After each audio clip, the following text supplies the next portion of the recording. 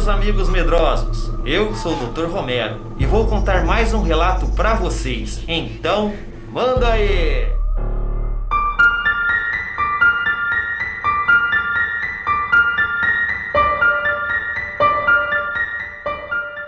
Bom, meus amigos, o relato de hoje é o lobisomem da quaresma. Mas antes, estarei mandando alguns abraços para alguns amigos inscritos. Então vamos lá.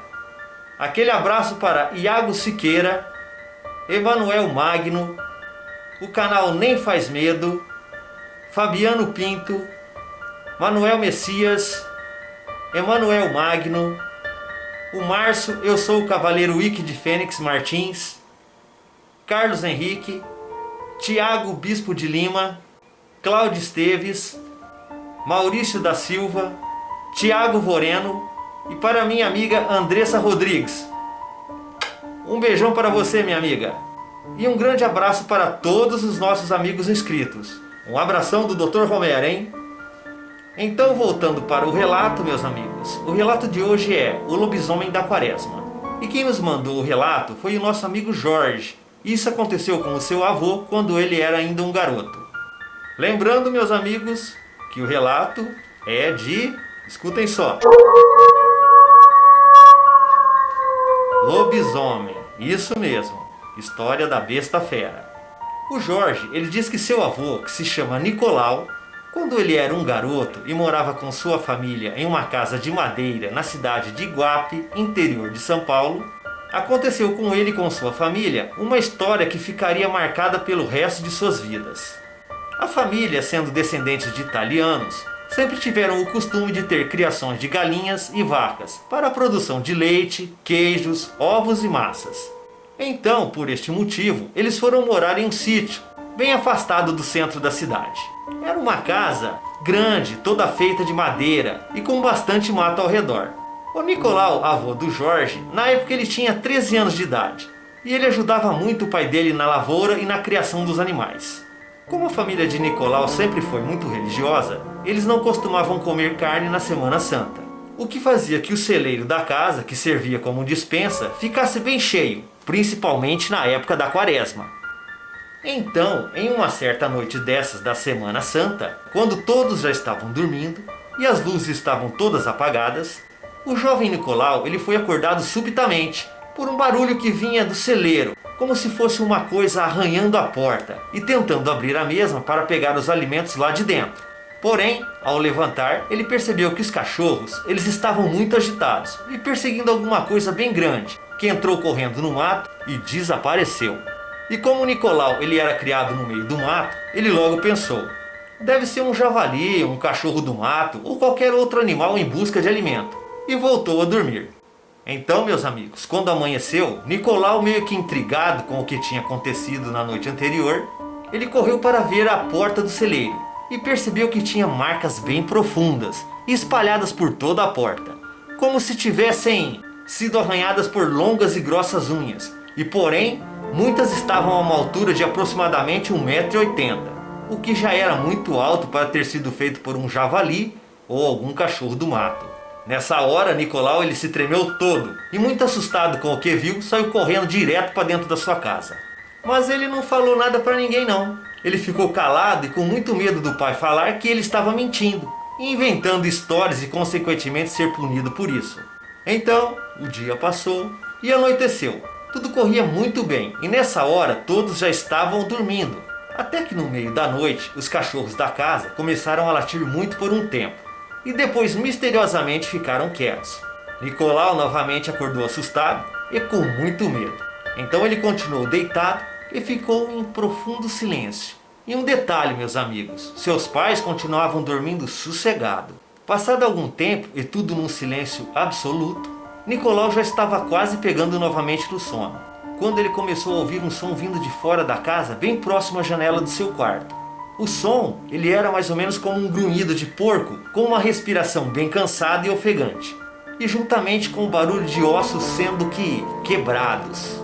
Como Nicolau morava em uma casa de madeira, havia frestas nas paredes, que permitiam ter alguma visão da parte do quintal.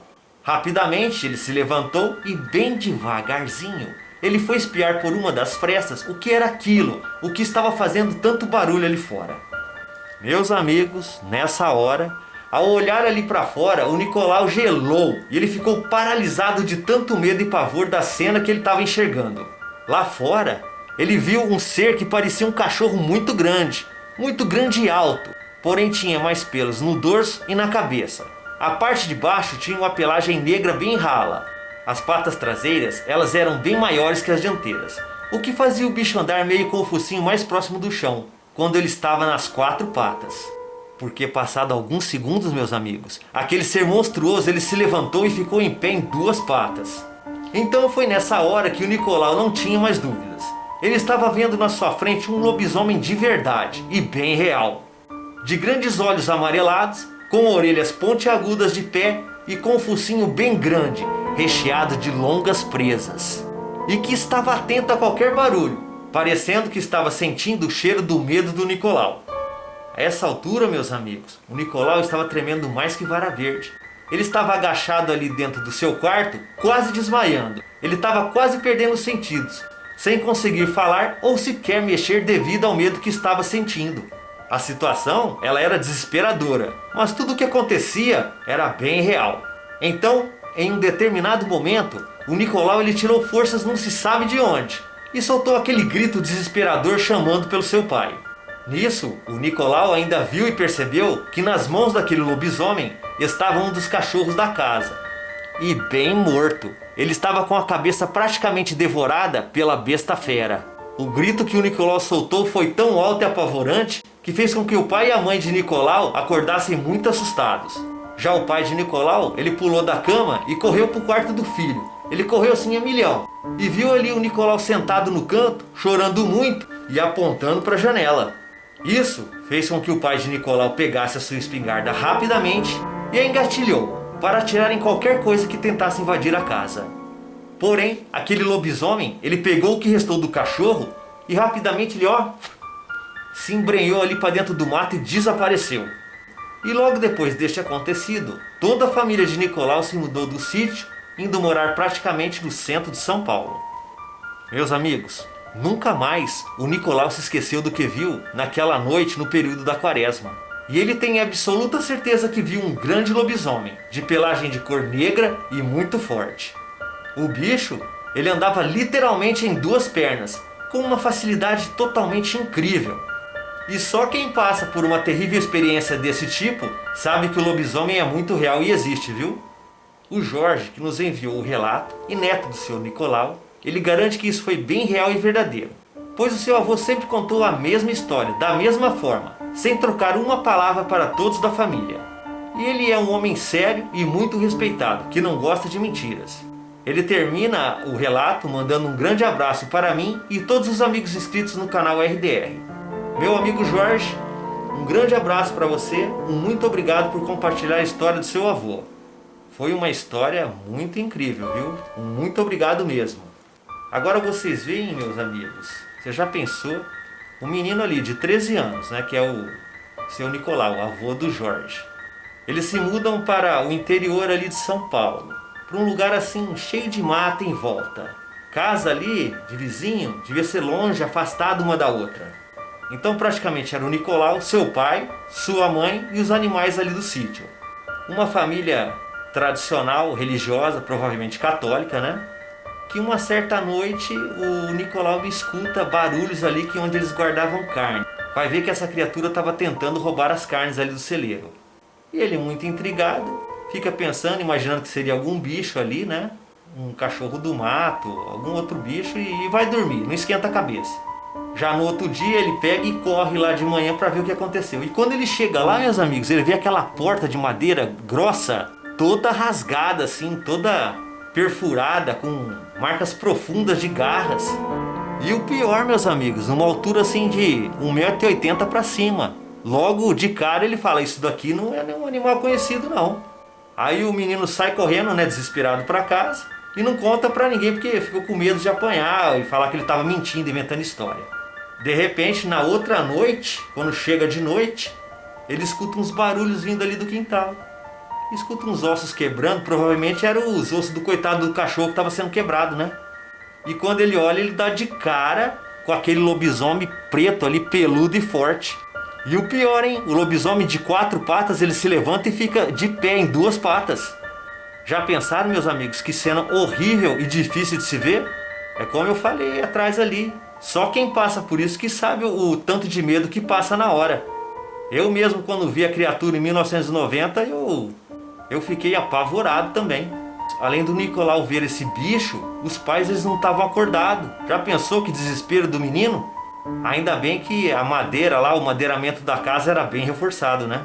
Senão o Nicolau ele estava perdido. E o menino pega, trava e congela, mas por sorte ali ou por alguma coisa de Deus, ele deu um grito e acordou o pai dele. E o pai dele pegou a espingarda lá e ficou preparado para dar um tiro. E nessa hora do grito o lobisomem também, ó, correu para dentro do mato e sumiu. E por sorte o seu Nicolau e a família se mudaram naquele lugar, né? Ainda bem, meus amigos. Uma história muito assustadora. Mais uma vez, muito obrigado, viu, meu amigo Jorge? Um grande abraço. E aí, meus amigos, gostaram do relato? Se gostaram, deem um joinha, hein? Não se esqueçam, joinha pro Dr. Romero. Se inscrevam no canal, compartilhem no Facebook. E se você tiver uma história ou mais histórias, mande o seu relato para drromero@gmail.com. E com certeza, meus amigos, eu vou ler o seu relato. Um muito obrigado por ter assistido o vídeo e, meus amigos, até a próxima!